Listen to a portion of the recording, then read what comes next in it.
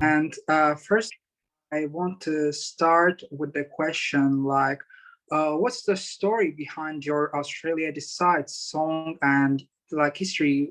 When you thought that like I need to be there and I should represent my country.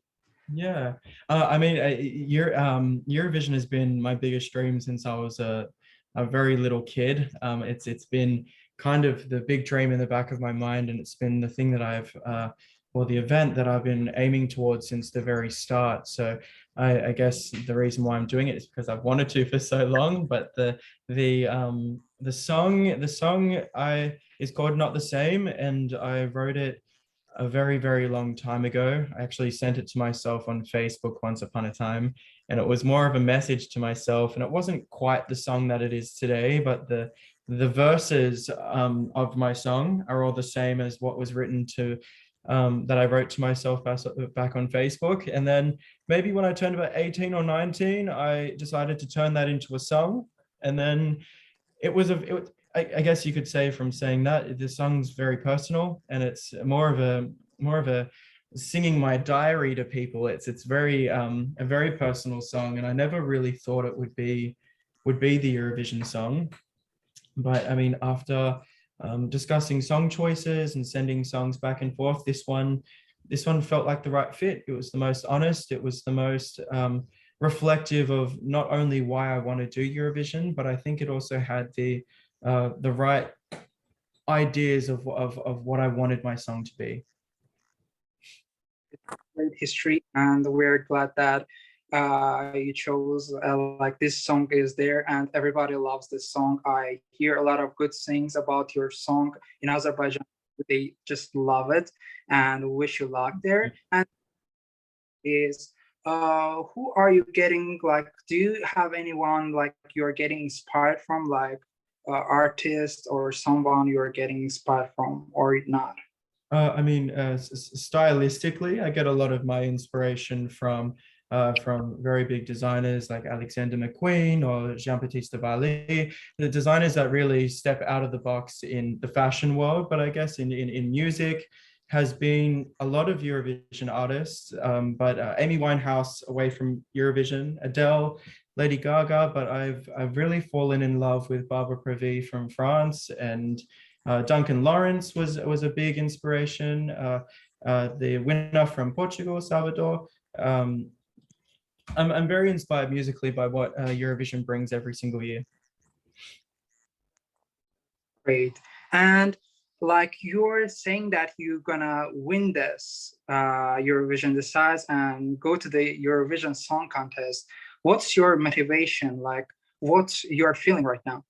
Oh, thank you. I'm hoping so. I hope that I win. But I guess my feeling right now is that I'm just excited. I'm a performer in a world where we haven't been able to perform for such a long time. So this is such a big opportunity, not only because it's my biggest dream, but because I haven't had the chance to be on a very big stage in a very long time. So I guess that's definitely motivating me. But I mean, also just the idea that I can look back at the younger version of myself and say, you wrote this song to yourself when you were so heartbroken and so confused, and you had such identity confusion at the time.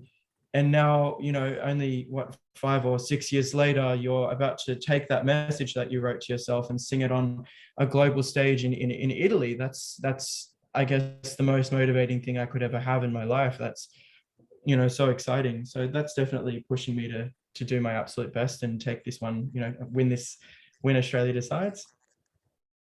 That you have an advantage to compare to other artists in the competition?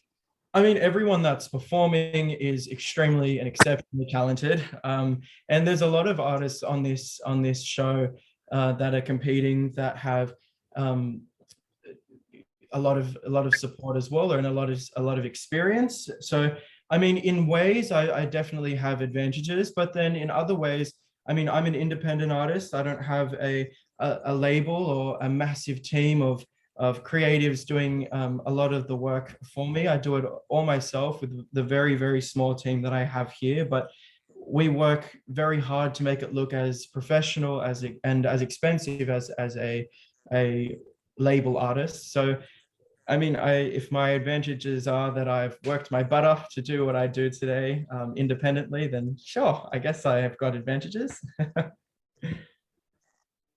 But what kind of like show we'll see in Eurovision decides? Like, can you shortly tell us what we'll see on the stage? Yeah, it's going to be very dark. It's very cinematic. It has elements of James Bond, and it's very cool. It feels like it matches the song just perfectly. I wanted the scene to be set where I felt very isolated, but invited people into this world where I'm completely alone. And then once everyone's there, I open up and I sing this big song. So I mean, that as well as a crystal mask and a very, very big outfit, it's all going to be very exciting.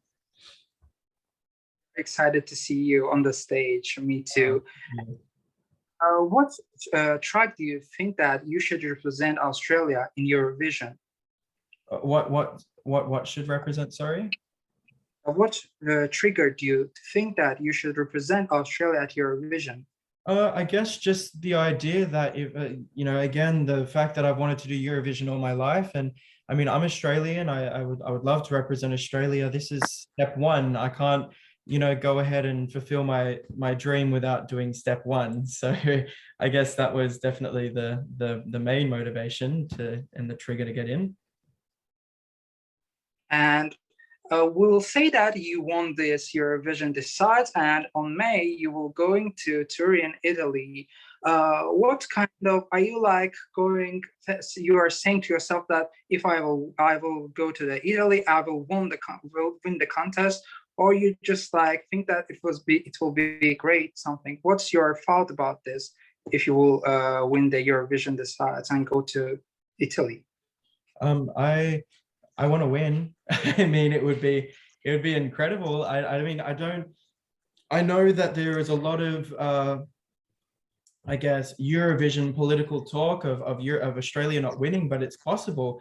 Dami Yim sung Sound of Silence and came so close to the win. So it's very possible that Australia can. So I'm not walking in going, oh, Australia can never win. I mean, it will be a massive surprise if Australia did win, but I'm going in wanting to win. That's what I want to do. I want to make my family proud, my country proud, my everyone who knows me, and I'm really confident. I think Australia will do really well because I'm prepared and I'm ready and I know what it takes, and I'm really passionate about not only the contest but what it means to be an artist after Eurovision as well. So I mean, yeah, definitely I would love to win. I'm definitely not competing just for fun. I mean, it's my career. Actually, you are also motivating me, and that's a great thing because like a lot of people getting power from you, from your songs, and that's great for the artist, I think. And I think that you're watching Eurovision, you're not new to the Eurovision, you're watching it like long time. And what's your favorite song you can tell us? Maybe one.